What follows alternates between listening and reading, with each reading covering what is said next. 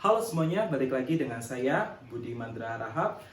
Untuk video kali ini saya ingin melanjutkan materi tentang model kinetika reaksi enzimatis Michaelis-Menten. Ya, kita sudah mendapatkan persamaannya, kita sudah mendapatkan nilai V-nya ya, tapi di sini untuk menurunkan nilai V-nya itu seperti apa sih? Untuk video yang sebelumnya kita sudah membahasnya dengan pendekatan yang kita sebut sebagai rapid equilibrium assumption. Nah, untuk yang video kali ini adalah pengembangan dari rapid equilibrium assumption ini, yaitu yang dikemukakan oleh G.E. Bridge dan JBS Helden, yaitu pendekatannya kita sebut sebagai the quasi-steady state assumption. Pada dasarnya, pendekatan ini dia masih menerapkan konsep-konsep dasar dari Michaelis-Menten itu sendiri, ya.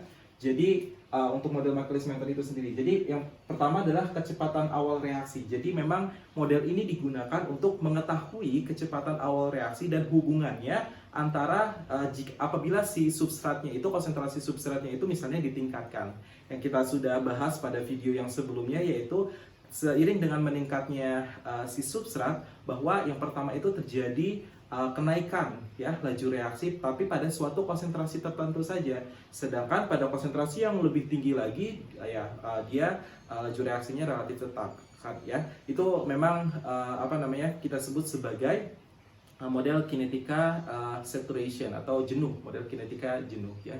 Jadi si enzim itu sebetulnya dia sudah berada pada kondisi jenuhnya, sehingga dia sudah tidak bisa lagi menyerap atau mengikat dari si substratnya itu sendiri. Jadi kondisinya atau grafiknya itu jadinya tetap gitu ya, konstan ya pada konsentrasi yang tinggi seperti itu.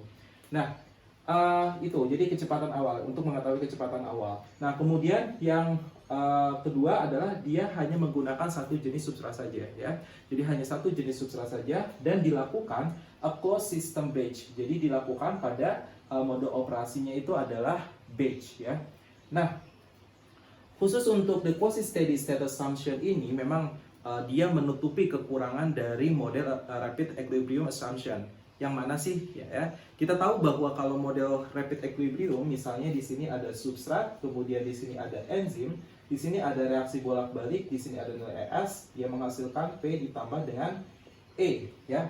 Nah, kata si rapid equilibrium itu bahwa di sini terjadi kesetimbangan, yang mana laju dari si ES, pembentukan ES itu sama laju dari pemecahan si ES menjadi S ditambah dengan E, seperti itu ya. Dan ini berlangsung secara cepat, sangatlah cepat, sehingga yang bagian sini dia tidak mempengaruhi, karena dia lebih lambat si ES menjadi P ini, dia tidak mempengaruhi reaksi bolak-balik yang bagian atas ini gitu ya. Jadi tidak mempengaruhi bagian di sini ada reaksi pertama, misalnya di sini ada reaksi kedua. Nah, reaksi kedua ini dia tidak mempengaruhi reaksi pertama karena dia berlangsung sangatlah lambat seperti itu ya. Jadi hanya fokus di reaksi pertama saja. Tetapi pada kenyataannya tidak seperti itu gitu loh. Jadi memang model yang pertama ini ya, Michaelis-Menten, yang dikembangkan oleh Michaelis-Menten itu sendiri, dia tidak tidak menjawab gitu ya kelemahan-kelemahan tersebut. Nah, bagaimana kalau misalnya si ES ini dia tidak lambat sebetulnya, tapi ya dia juga bisa mempengaruhi nilai si S tambah E reaksi bolak-balik ke ES gitu. Nah, maka dari itu dikembangkanlah dengan pendekatan yang lainnya, yaitu kita sebut sebagai quasi-steady state assumption untuk menjawab semuanya. Nah, di sini kita asumsikan bahwa nilai S0 itu adalah konsentrasi substrat awalnya, kemudian E0 itu adalah konsentrasi enzim awal. Jadi ketika misalnya gini, kalian punya reaktor ya, di sini ada reaktor batch, kemudian kita tambahkan di sini substrat. Nah, substrat S0 ini dia ditambahkan dalam jumlah yang sangat banyak sekali, dan atau rasio antara substrat awal dan enzimnya itu sangat ekstrim berbeda gitu. Di sini nilai E0. E0 itu adalah enzim yang benar-benar belum berikatan dengan si substrat itu sendiri ya. Nah, nanti baru diaduk ya di dalam reaktor ini, baru direaksikan seperti itu. Dan rasio antara S0 ini dengan si E0 itu rasionya itu sangatlah tinggi gitu ya. Nah, ini bisa diekspresikan dengan grafik ini ya, dari grafik ini kita lihat bahwa nilai S0 itu dia berada pada konsentrasi yang sangat tinggi di titik ini. Nah, nilai E0 itu berada di titik ini ya, nilai E0-nya itu ada di titik itu. Nah, kita tahu bahwa seiring dengan berjalannya waktu, si enzim dia akan mengikat substrat kan, enzim itu akan mengikat substrat dan otomatis dan akan menghasilkan produk. Nah, produknya itu seperti ini dan otomatis seiring dengan berjalannya waktu, si substrat ini kan akan turun gitu ya. Sedangkan si produknya itu dia akan naik. Nah, bagaimanakah profil dari nilai si E0 itu sendiri gitu ya? Jadi, profil dari si E0 itu sendiri. Profil dari E itu sendiri jadi gini. Jadi di sini saya mengilustrasikan bahwa si enzim itu dia memiliki kapasitas sendiri. Dia bisa berada pada kondisi jenuhnya. Ketika semua enzim yang tersedia itu dia sudah berikatan semuanya dengan si S menjadi si ES gitu ya. Nah, ketika seperti itu ya, si E0 ini dia langsung tiba-tiba turun ya, karena semuanya sudah berikatan dengan si substrat. Kemudian si ES itu kan otomatis akan terbentuk karena S ditambah E menghasilkan ES gitu ya. Jadi ada enzim, ada substrat masuk gitu ya. Jadi menghasilkan ES. Jadi si E-nya itu akan turun, akan berubah menjadi atau akan menghasilkan si ES. Nah, seiring dengan berjalannya waktu ya, otomatis dia ya udah, kalau misalnya dia kapasitasnya itu cuma 30 aja ya, 30 substrat setiap waktunya, ya udah berarti dia hanya membentuk ES-nya itu pada kondisi 30 substrat per waktu tersebut gitu ya. Jadi dia tetap si nilai ES-nya, kemudian si E-nya juga dia akan semuanya akan terisi misalnya ya, semua si enzim tersebut dia akan terisi, atau dengan kata lain nilai E-nya itu dia mendekati 0. Berarti di sini kita lihat bahwa nilai ES ini ya dia udah tetap kan gitu ya, dia udah tetap gitu ya. Jadi si enzim itu sudah berada pada kondisi jenuhnya, dia tidak bisa menangkap si substrat lagi, atau si ES-nya itu udah berada pada kondisi tetap seperti itu. Nah, kondisinya itu ketika garis yang lurus ini dia berada pada kondisi kita sebut sebagai kondisi steady state gitu ya, atau berada pada kondisi kesetimbangan. Bukan kesetimbangan ya, steady state itu tunak gitu ya, dia sudah tidak seiring dengan berjalannya waktu gitu ya, tidak ada perubahan lagi. Itu yang kita sebut sebagai kondisi yang steady state, kondisi steady state seperti itu. Nah, kalau misalnya kita nyatakan dia dalam persamaan diferensial itu seperti apa sih? Jadi seperti ini persamaan diferensialnya, yaitu dES per dt dia mendekati 0. Artinya si ES ini dia sudah tidak berubah lagi seiring dengan berjalannya waktu ya, sehingga dia kita tulis sebagai dES per dt itu mendekati 0. Kalau D itu kan artinya delta ya sebetulnya ya, delta itu adalah perubahan awal dan akhirnya. Karena awal dan akhirnya itu sama, berarti dia sama aja, sama dengan 0 gitu. Jadi kalau misalnya ini kan persamaan diferensial ya, persamaan diferensial, sehingga dia dinyatakan dalam persamaan diferensial seperti ini. Jadi dES per dt itu mendekati 0 seperti itu. Nah, kemudian pada video sebelumnya kita sudah mendapatkan persamaan bahwa nilai dES per dt itu sama dengan K1 ES dikurangi K-1 ES dikurangi K2 ES. Nah, dari dua persamaan ini nanti kita akan menurunkan rumus dari rumus dari kecepatan reaksi yang saturation kinetics, yang umumnya modelnya itu kita sebut sebagai model Michaelis-Menten kinetics seperti itu ya. Jadi kita akan menurunkan dari dua persamaan ini ya. Nah, dari dua persamaan ini kita tahu bahwa nilai dES per dt sama dengan 0, kemudian dES per dt sama dengan K1 ES dikurangi K-1 ES dikurangi K2 ES. Nah, kita lihat di sini, ini dES dan ini dES, kita sama dengan kan, berarti 0 itu sama dengan K1 dikalikan dengan E dikalikan dengan S dikurangi K-1 ES kemudian dikurangi K2 ES ya. Nah, seperti itu. Nah, langkah awal yang kita lakukan adalah kita harus mengumpulkan si ES itu satu saja gitu ya.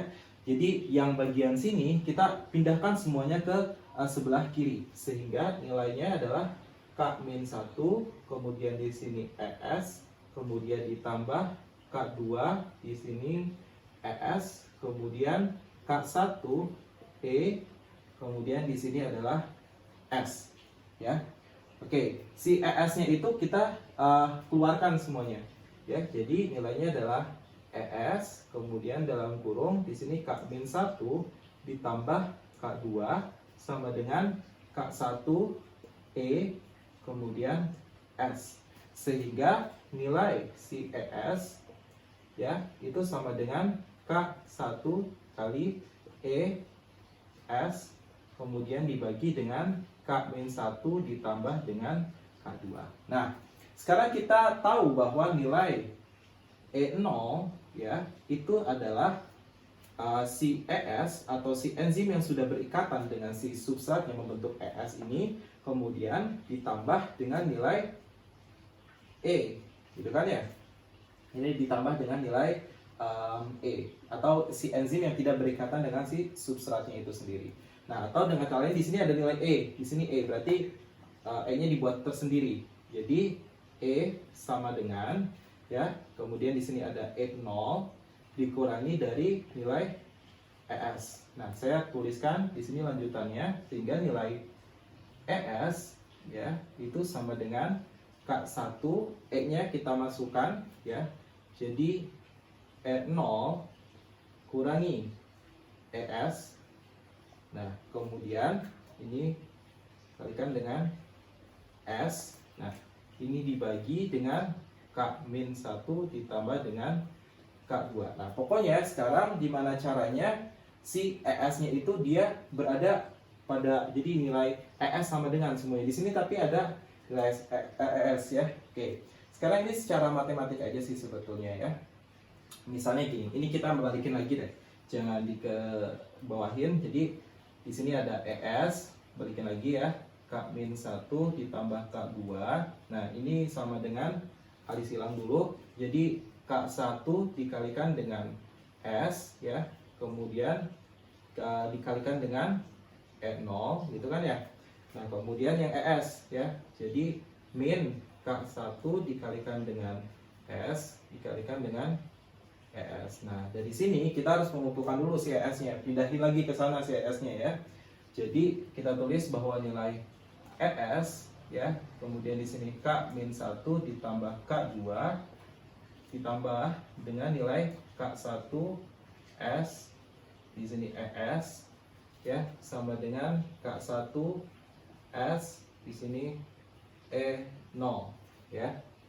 Nah, sekarang si ES-nya itu kita keluarkan semuanya. Saya tulis berarti nilai ES itu sama dengan, ya, langsung aja ya. Nah, ini saya keluarkan ES-nya, kemudian langsung saya bagi.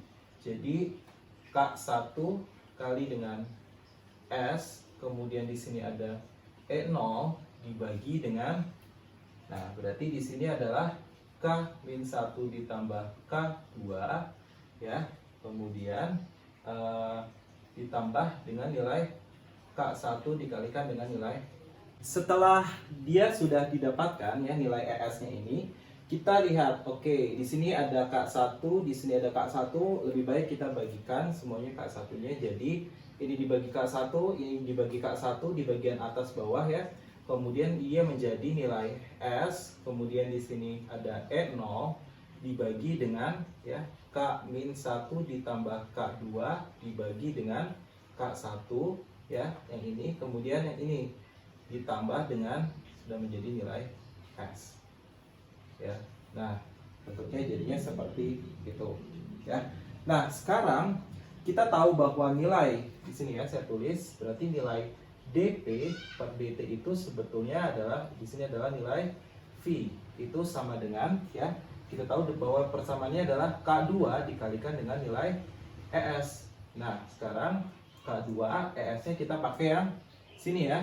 Berarti S atau E0 di sini E0 dikalikan dengan S dibagi dengan, oke, K-1 ditambah dengan K2 dibagi K1, kemudian ditambah dengan nilai S, ya, seperti ini. Nah, pada video yang sebelumnya kita tahu bahwa nilai Vmax itu adalah K2 dikalikan dengan nilai 0. Coba ya, alasannya kenapa Vm sama dengan K2 dikalikan dengan E0, silahkan kalian lihat di video yang sebelumnya ya. Jadi nilai ini adalah Vm-nya ya. Jadi dengan kata lain saya tulis bahwa Vm dikalikan dengan S, nah dibagi dengan nilai ini. Nah, nilai yang kotak ini, yang kecil ini adalah nilai Km-nya ya, nilai Km-nya. Sehingga saya tulis bahwa di sini saya tulis adalah Km ditambah dengan nilai konsentrasinya. Gitu ya, konsentrasi substrat. Nah, ini adalah persamaan dari laju reaksi Michaelis-Menten kan ya. Tetapi di sini bedanya kalau misalnya yang sebelumnya ya, nilai Km-nya itu adalah perbandingan antara K-1 per K1. Tetapi kalau yang di sini dia lebih lengkap lagi, di sini ada konstanta K2-nya. Jadi di sini ada K-1 ditambah K2 dibagi dengan K1 gitu ya.